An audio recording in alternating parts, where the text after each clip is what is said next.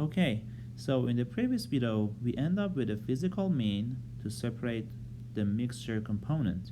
In this video, we are going to talk about physical changes and physical properties and chemical changes and chemical properties.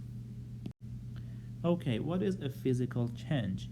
So when you have a change in matter, and in that change, you do not change the composition or the identity of the substance, that would be a physical change.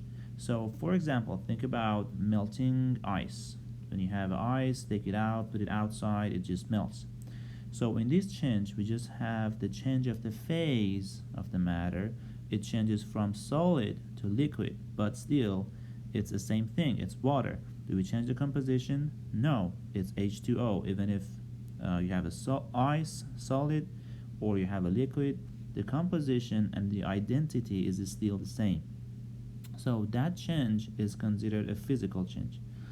Or if you think about dissolving sugar in water, sugar itself could be a pure substance. You dissolve it in water, now you have a mixture, but the change that sugar takes from solid state and goes into the solvent still is sugar. Nothing has changed. The sugar is sugar. If you evaporate the water and the sugar stays in the bottom, it's still sweet and it still maintain all the properties. So nothing changed in the composition and the identity of the substance.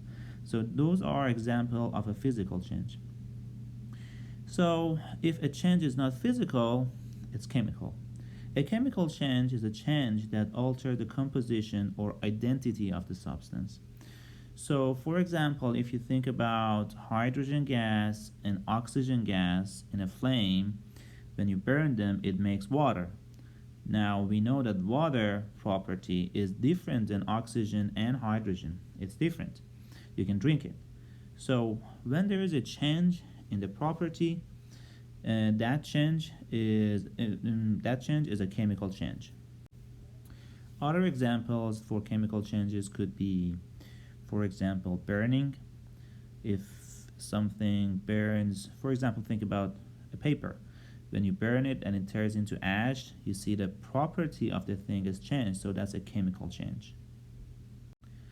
Okay, so now that we described a physical change, now we have physical property. So when we say property, we're trying to define something. So when we are defining something and in that process there is no change in the composition or the identity of the object, that property is a physical property. Examples for physical property is odor. So when you smell something, you do not change the property. When you taste something, or the color, these are examples for physical property. The melting point. So when it melts, it just changes the phase from solid to liquid. It's a physical change, and the melting point is a physical property. On the other hand, we have chemical property. So chemical property is a property that a substance displays only by changing its composition. For example, when we are defining the property of that object, for that definition, if we have a change in the identity or the composition, that property is a chemical property.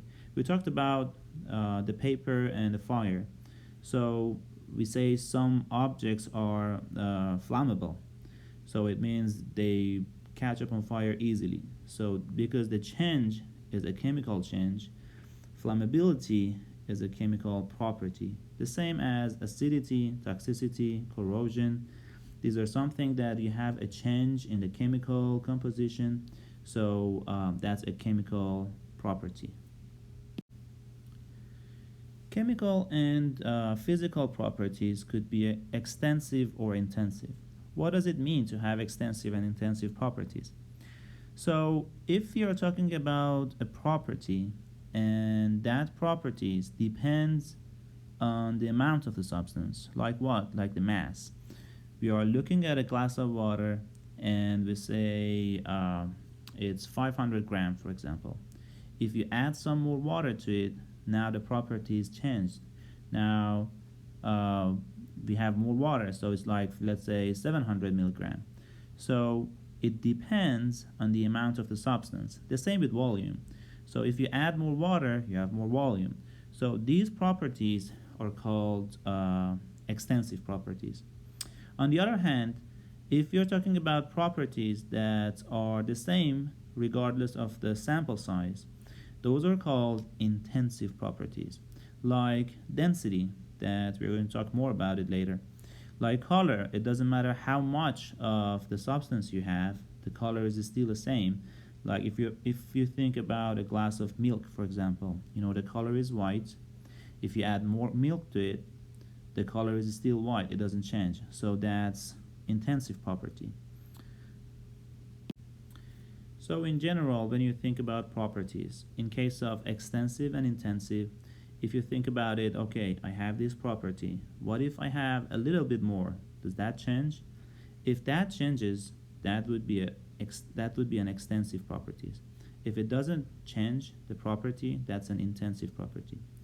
In case of chemical and physical property, you think about by explaining that properties, is there a change in a composition, or is there a change in the chemical identity of the compound? If yes, that's a chemical properties. If not, that's a physical properties. Okay, so in the last slide, let's see if we understand what is a physical change. So if you choose the picture on the left,